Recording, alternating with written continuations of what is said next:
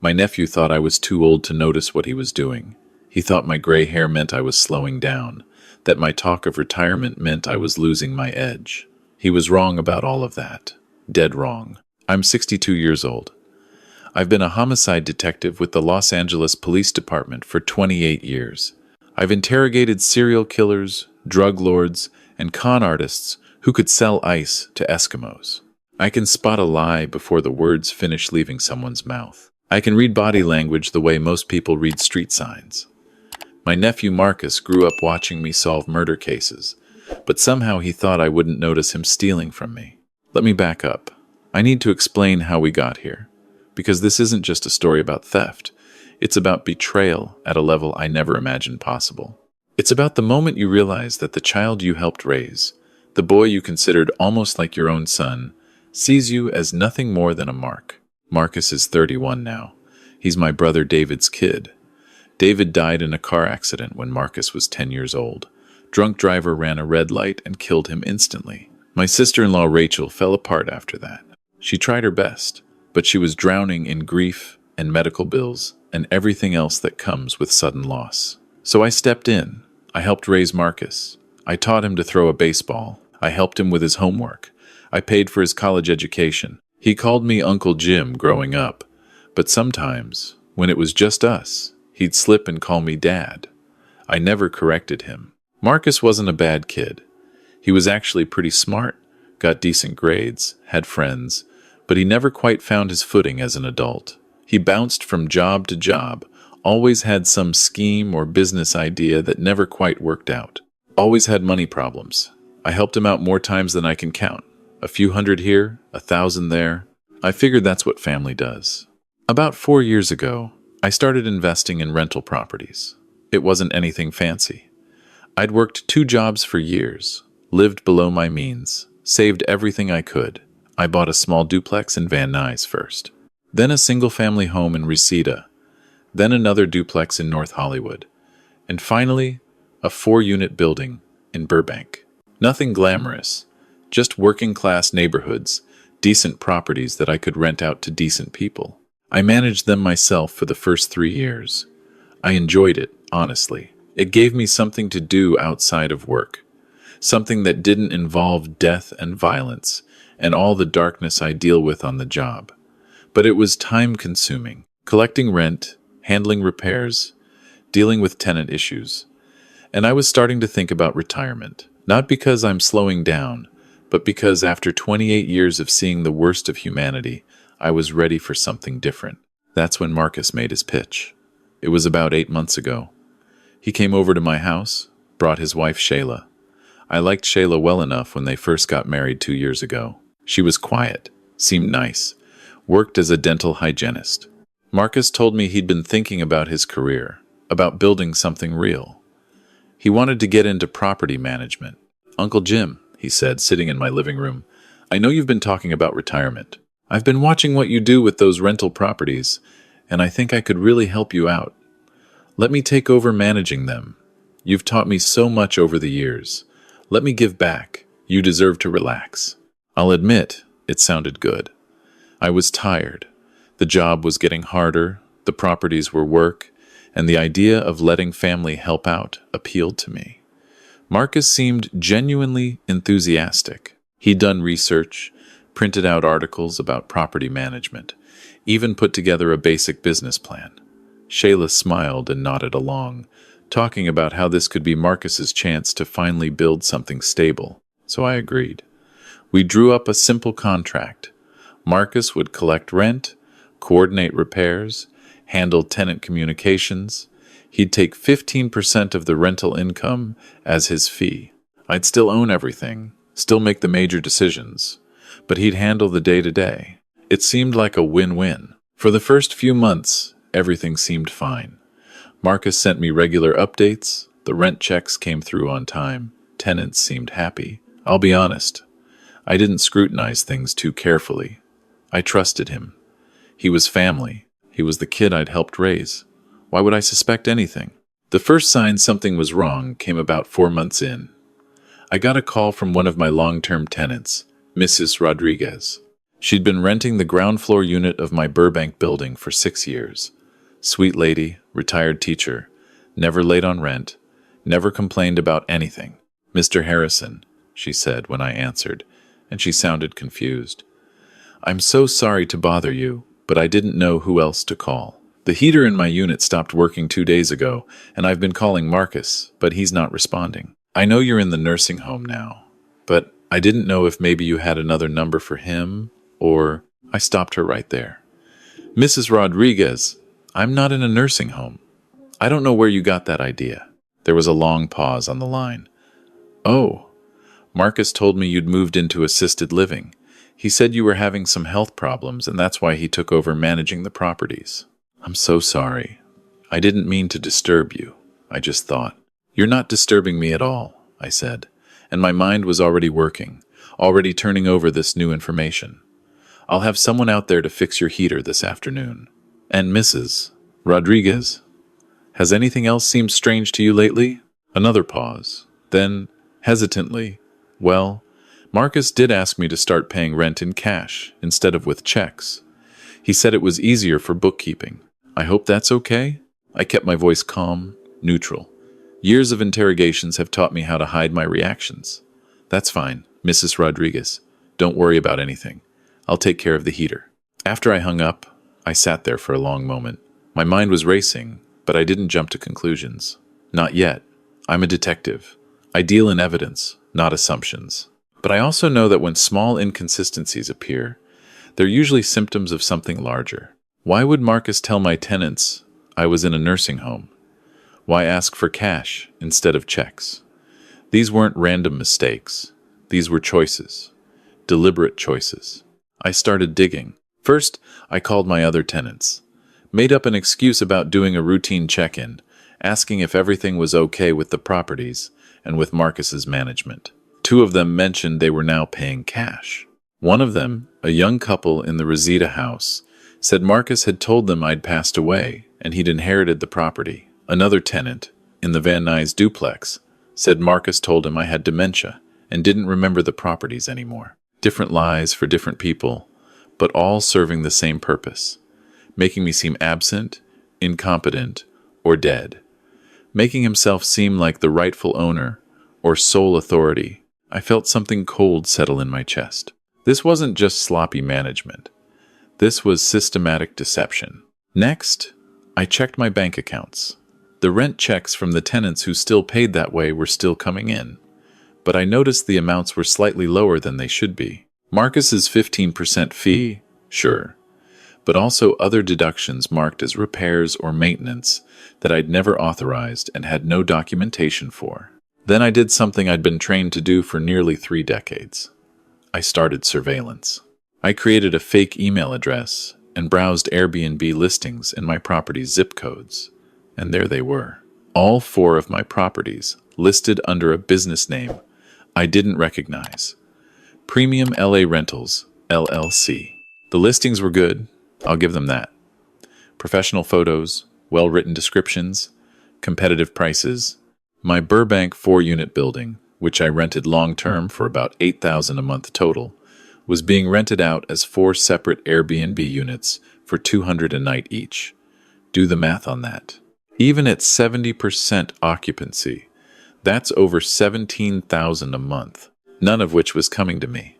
I sat at my computer, staring at these listings, and I felt something I hadn't felt in a long time. Not anger, exactly. Not yet. More like the cold, focused calm that comes over me when I'm working a homicide case and all the pieces suddenly click together. This wasn't just theft. This was fraud. Identity theft, probably. Forgery, definitely. And it was being committed by someone I'd loved like a son. I needed to know how deep this went. So I did what any good detective would do. I went undercover. I created a fake profile with a fake name and a burner phone number. I booked a 3-night stay at my own property, the Van Nuys duplex. I paid through the app, using a prepaid credit card. The whole time I was doing this, part of me kept hoping I'd find some innocent explanation. Maybe Marcus had mentioned this to me and I'd forgotten. Maybe there was some paperwork I'd signed that I didn't remember. Maybe I was wrong, but I knew I wasn't wrong. The day of my check-in, I showed up at the duplex at the appointed time. Marcus was there, waiting outside with a key. He was smiling, playing the part of the friendly host. He didn't recognize me at first because I was wearing a baseball cap and sunglasses, dressed in jeans and a hoodie instead of my usual slacks and button-down. I'd let my gray beard grow out for the past few weeks. I looked like a tourist, not a cop, not his uncle. "Hey there," Marcus called out as I walked up. "You must be Mike. Welcome to LA." I nodded, kept my voice slightly different, a little rougher. "Thanks. Nice place you got here." "Yeah, we pride ourselves on quality," Marcus said, unlocking the door.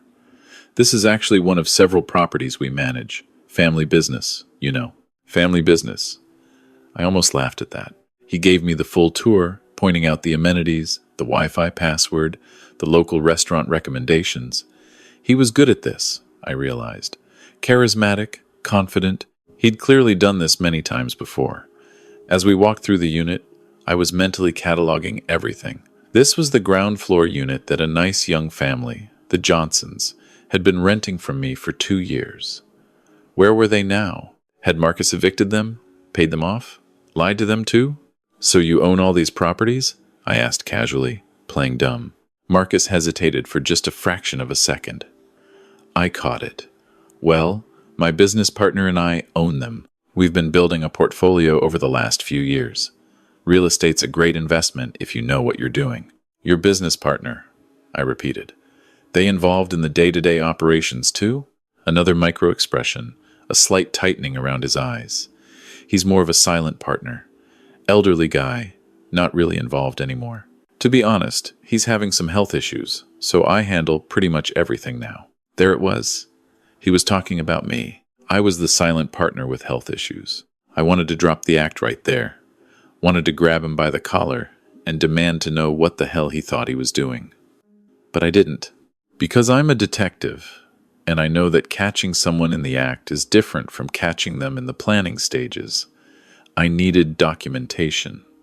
I needed to see the full scope of this operation. I needed evidence that would hold up in court. So I thanked him, told him the place looked great, and waited for him to leave. Then I spent the next 3 days documenting everything. I photographed the entire unit, checked the locks, looked for any modifications he'd made. I didn't find much in the duplex itself, but what I did find was telling. A whole file folder of business cards and promotional materials for Premium LA Rentals LLC, all listing Marcus as the CEO and primary contact. While I was doing this, I ran a corporate record search. Premium LA Rentals LLC had been registered 8 months ago, right around the time Marcus had approached me about property management. The registered agent was Marcus Harrison. The business address was a UPS store mailbox. And according to the filing documents, the LLC owned 4 properties in the Los Angeles area. My properties. He'd created a shell company and was essentially pretending to own my rental properties. He was collecting rent from my long-term tenants in cash, pocketing it, then renting those same properties on Airbnb for even more money. It was elegant, in a criminal sort of way, diversified income streams. And all of it off my books, out of my sight. But I still didn't know if Shayla was involved or how far this really went. So I kept watching. Over the next few weeks, I conducted what amounted to a full investigation. I pulled property records for all 4 of my properties and discovered something that made my blood run cold. Someone had filed a quitclaim deed on my Reseda property 3 months ago, transferring ownership from me to Premium LA Rentals LLC. The signature on the deed was supposed to be mine. It wasn't even a good forgery. The slant was wrong, the pressure points were inconsistent, and I don't make my capital J's like that. I've signed thousands of documents in my life. I know my own signature. Marcus had forged my name on a legal document to steal my property. That's not just theft. That's multiple felonies. Forgery, fraud, grand larceny, and if he'd done it once, he'd probably try to do it again with the other properties. I needed to know the end game here. What was his ultimate plan? Was he going to slowly transfer all my properties into his LLC? Was he planning to wait until I actually did retire or get sick, then claim I'd given him everything? Was he just going to bleed me dry and disappear? So I did something I'd done 100 times in interrogations. I gave him enough rope to hang himself.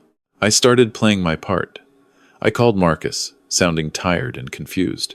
I mentioned that I was having trouble remembering things, that I'd gone to the doctor, and they were running some tests. I asked him if he could handle the properties completely for a while, told him I trusted him to make all the decisions.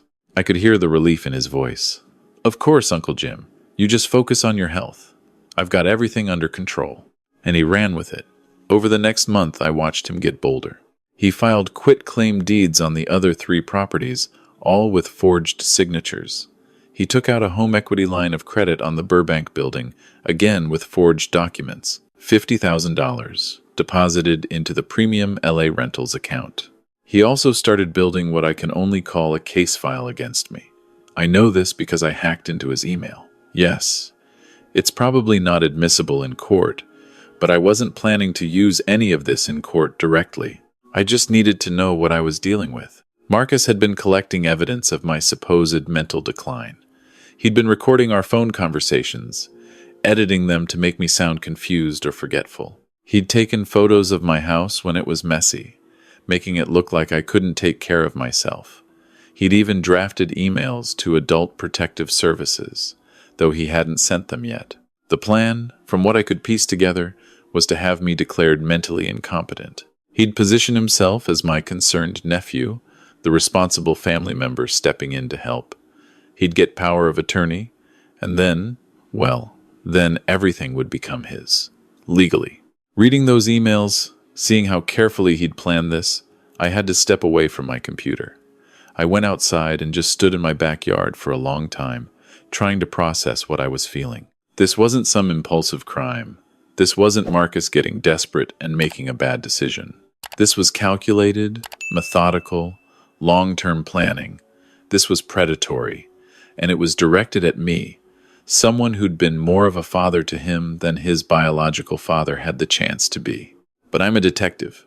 I've learned to compartmentalize. So I pushed the emotion aside and focused on what I do best, building a case. I documented everything. Every forged signature, every fraudulent property transfer, every Airbnb transaction, every dollar that flowed into premium LA Rentals that should have flowed to me. I created a timeline, gathered witnesses, collected physical evidence. I even reached out to a few other detectives I trusted, people outside my immediate precinct, and ran the case by them. Not officially, just as a hypothetical. They confirmed what I already knew. This was prosecutable. This was serious prison time. The hardest part was involving other law enforcement. See, I couldn't be the arresting officer. I couldn't even be officially involved in the investigation. Too much conflict of interest. Too many ways a defense attorney could claim bias or improper procedure. So I had to bring in the feds. I contacted a special agent I'd worked with on a few joint task forces, a woman named Sarah Chen. She's sharp, thorough, and she doesn't cut corners. I laid out the entire case for her, handed over all my documentation. She took one look at it and whistled. "Jim," she said, "this is one of the most complete case files I've ever seen for a fraud case. You've basically done our job for us." "That's the idea," I said. She looked at me carefully. "You know what's going to happen here, right? You know where this ends?" "I know. This is your nephew, your brother's kid." "I know," I said again. She nodded slowly. "Okay, let's do this right." The FBI opened an official investigation. They subpoenaed records from the county recorder's office, from Airbnb, from Marcus's bank accounts. They interviewed my tenants. They brought in handwriting analysts to confirm the forgeries. And through all of this, Marcus had no idea. He thought he was in the clear. He thought I was too out of it to notice, and too trusting to suspect. The plan was to let him make one more move. One final act that would cement the case beyond any reasonable doubt. Agent Chen wanted to catch him in the act of trying to sell one of the properties, using the fraudulent deeds. So I gave him the opportunity. I called Marcus and told him I'd been thinking about downsizing, maybe selling a couple of the properties. I played it confused, said I couldn't remember which properties I still owned, asked him to help me figure it all out. He jumped on it. "Uncle Jim, I've been thinking the same thing. You know what? I actually have a buyer interested in the Rosita house. Good offer, too. Want me to handle the paperwork? You just have to sign a few things and I'll take care of the rest. That sounds good, Marcus. Thank you for helping me with this. That's what family's for, he said. Family.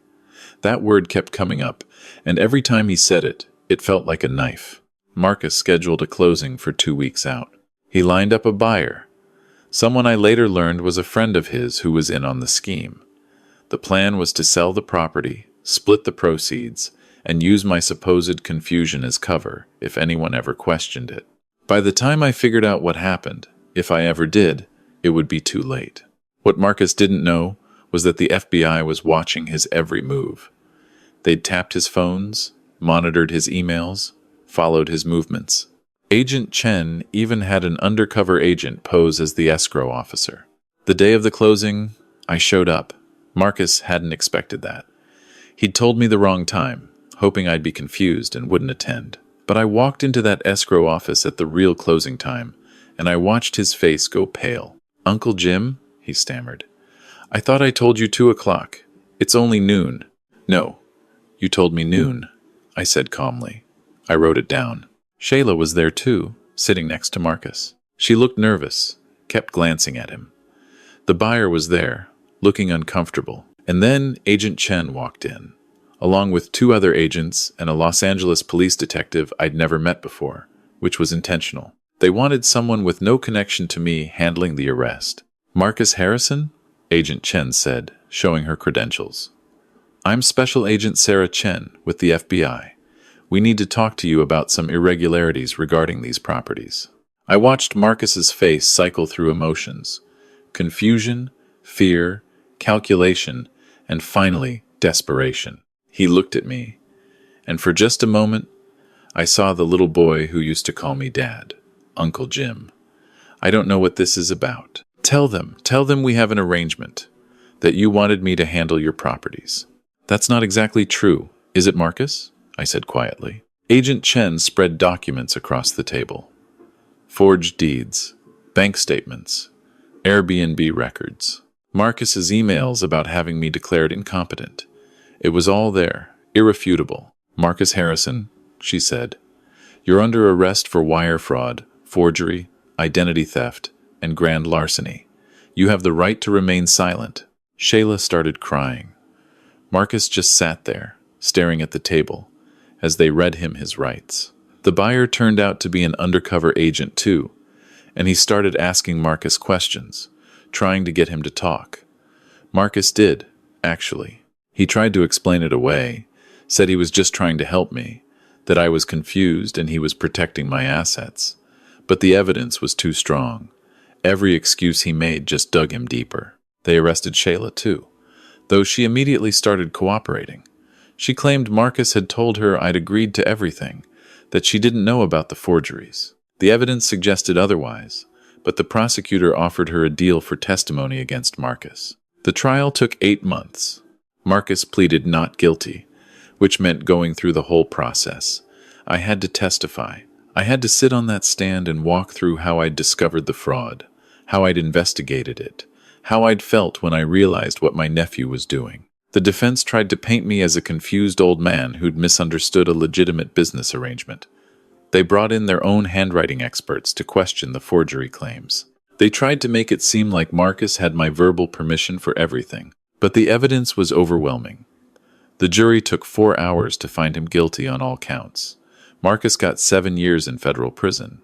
Shayla got 18 months in probation, plus she had to pay restitution.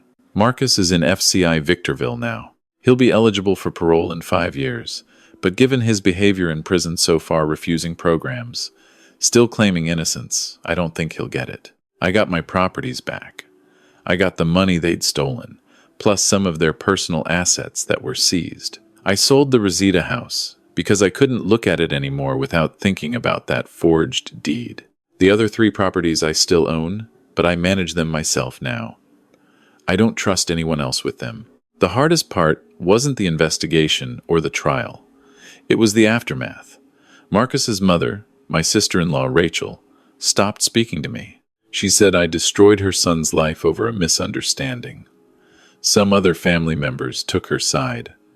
I lost about half my extended family over this. But here's what I told Rachel, and what I'd tell anyone else who thinks I was wrong. I spent 28 years putting criminals in prison. I've arrested murderers, rapists, drug dealers, people who've done unspeakable things. I took an oath to uphold the law, not selectively enforce it based on who breaks it. If I had let Marcus get away with this, what would that make me? What kind of detective would I be if I only cared about justice when it was convenient? More than that, though, I thought about what would have happened if I'd done nothing. Marcus would have stolen everything I'd worked for my entire life. And then what? Would he have stopped there? Or would he have moved on to someone else? Some other elderly person who trusted him? My job isn't just to solve crimes after they happen. It's to protect people from becoming victims in the first place. I've had a lot of time to think about where things went wrong with Marcus. Was it losing his father so young? Was it something I did or didn't do when I was helping raise him? Was there a moment where I could have seen this coming and intervened? I don't have good answers to those questions. I've interrogated enough criminals to know that people make choices. Marcus chose to lie to me. He chose to forge my signature. He chose to systematically steal from me while pretending to help me. Those were his decisions, not mine. Sometimes at night, I think about that 10-year-old boy who used to fall asleep on my couch watching baseball games. I think about teaching him to drive, helping him move into his college dorm, being there for his wedding. I think about all the moments when he was just my nephew, my brother's kid, someone I loved. And then I think about him sitting in that escrow office, looking at me with calculation in his eyes, trying to figure out how to talk his way out of what he'd done, trying to use my love for him as a shield against consequences. That's the part that haunts me. Not that he stole from me, but that he thought he could. That he looked at me and saw a mark, not family. That somewhere along the way, I became nothing more than an opportunity to him. I still keep a photo of Marcus from when he was 12 on my desk. In it, he's wearing a Dodgers cap I bought him, holding a baseball glove I gave him for his birthday. He's smiling, gap-toothed, and innocent. Sometimes I look at that photo and wonder where that kid went. When did he stop being that kid? But I'm a detective. I know that people aren't static. They change, they make choices, they become who they decide to become. Marcus decided to become a thief. He decided to prey on me, and I decided to stop him. I'm 62 years old. I've got a few more years before I retire for real. I've solved a lot of cases in my career, put away a lot of bad people. But this case, the case against my own nephew, is the one that defined me, not because it was the most complex or the most serious, but because it tested what I believed about justice and family and whether those two things can coexist. I still believe in justice. I have to. If I stop believing that laws matter, that consequences matter, that we have to hold people accountable regardless of who they are, then what was the point of the last 28 years? But I also believe in family. I do, just not blind loyalty. Real family doesn't steal from you. Real family doesn't forge your signature and try to have you declared incompetent. Real family doesn't look at your trust as a vulnerability to exploit. I'd do it all again if I had to.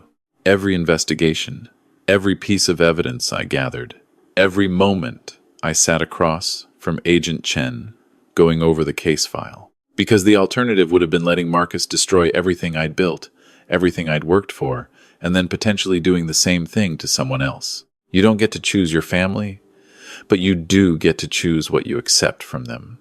And I chose not to accept being a victim. Some people think that's cold. They think I should have just confronted Marcus, given him a chance to stop, maybe work something out privately.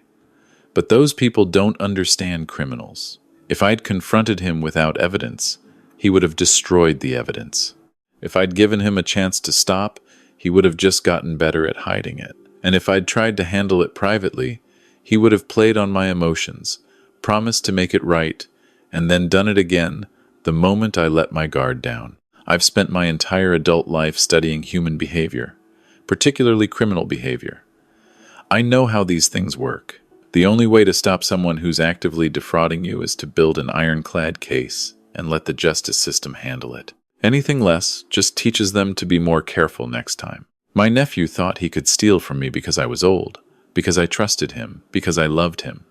He thought those things made me weak, but he was wrong. Those things didn't make me weak. They made me careful.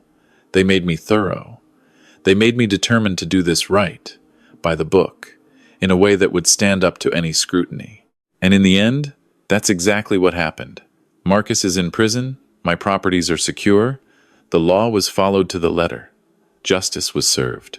But I still keep that photo of 12-year-old Marcus on my desk, because I need to remember that people are complicated, that you can love someone and still hold them accountable, that sometimes the hardest thing to do is also the right thing to do. I'm a detective.